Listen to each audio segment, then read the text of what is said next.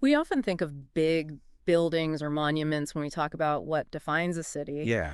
But this week, Mm. we're kind of looking at something that reminds us that sometimes the heart of a city Right. is really its marketplaces. Yeah, absolutely. And specifically, we're diving into what happened in Ghana at the Kumasi's Adum market. Yeah. A fire ripped through there Huge fire. on Friday morning, March 21st. Wow. And it really kind of makes you think, when something like that happens, it sends these ripples out Yeah. that go way beyond just the immediate, the stuff that burned up. Right. So that's what we're going to look at today in our deep dive. We're going to try to understand Yeah. all the things, all the implications of this event Yeah.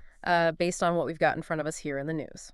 Sounds good. So first of all, just how big It was big. was this thing? Yeah. I mean, how bad was it? This wasn't just like a little fire. Yeah, this is That's over right. 4,000 square meters Oh, wow. of commercial space was just gone. Jeez. And dozens of stalls. Yeah. People's livelihoods. Yeah. Just gone like that. Oh, man. Financial losses, they're estimating hundreds of thousands Wow. of Ghanaian cedis, Yeah, which is, for Yeah. small traders, that's their working capital. that's everything. That's how they operate. Yeah. So, yeah, big impact. I mean, one of the things that really stands out to me is just reading through this is how hard it seems Oh, yeah. it was for firefighters to even get Oh, it was a nightmare. to the fire. Absolute nightmare. They're talking about, really narrow, Yeah. congested pathways within the market, It was a maze. and that makes me think about, Yeah. how do you even plan for that? Right. Like, how do you have Infrastructure. the right infrastructure? Yeah. You need to think about those things beforehand. Yeah. In a place that's so vital. Absolutely a vital hub. And what's interesting is this idea of access. Yeah. That's not a one-off. You know what I Yeah. mean? What's kind of fascinating and scary is that it reminds me of that fire we saw Oh, yeah. at the Continental Market Right. in Accra. Right.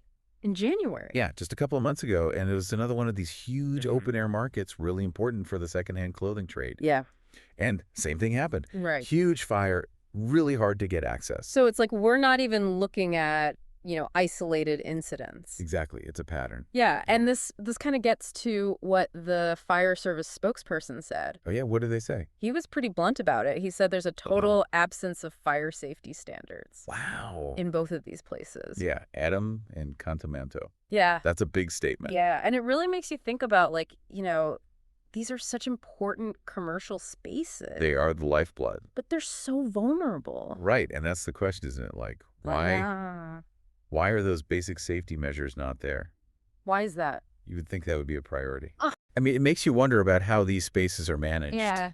The regulations, how do you even enforce rules in a place like that? Right, because they're so big. Exactly. These are huge, sprawling areas, Yeah. and often they kind of grow organically. Right. It's not like a planned, Yeah, not a lot of formal planning. And then you've got resource allocation, like who's responsible Right. for putting in the infrastructure for safety. Yeah. Is that even on the radar? And then you've got this whole other layer of education and awareness. So the people even know. Do people understand the risks? Yeah. Are they thinking about safety protocols? Yeah. It's complex. So after the fire, Yeah. President John Dramani Mahama, Okay. he went and visited the site Right. and, assured the traders that the government would help with the reconstruction. Yeah, you'd expect that. They're going to try to rebuild. Sure. But there's been a lot of people saying, What are they saying? well, they're saying, they're kind of upset that there's not enough resources to prevent these things. To stop it from happening In again. the first place. Yeah. Yeah, I get that. It feels like this is just going to happen over and over. That's the worry, right? It's a cycle. Yeah. You had the disaster, then the reaction. Right. Then it happens again. We need to look at the bigger picture.